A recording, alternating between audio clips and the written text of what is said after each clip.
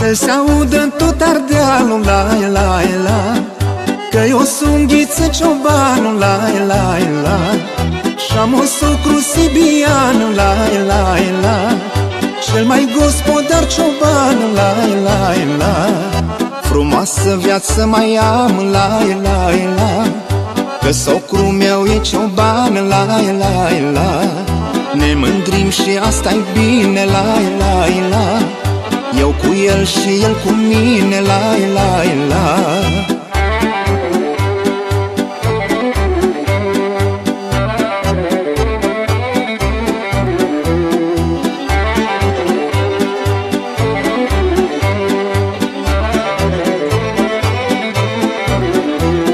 Mulți dintre prietenii mei, la la la, i-aud vorbind între ei, la la la, și însupărați cu toți, la la la, că nu se înțeleg cu socrii, la la la. Frumoasă viață mai am, la la la, că socru meu e cioban, la la la. Ne mândrim și asta-i bine, la la la, eu cu el și el cu mine, la la la.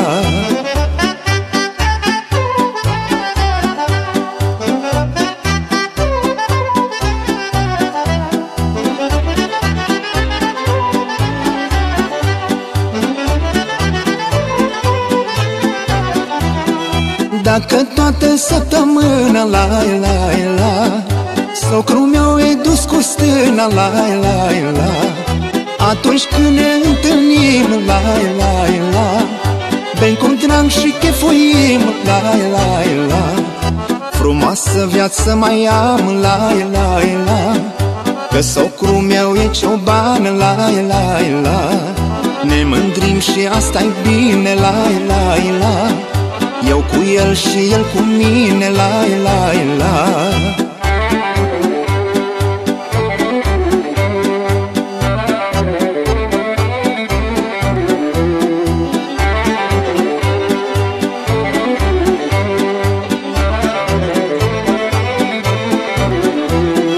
N-am crezut să am norocul, la la la, de așa nevastă și socru, la la la.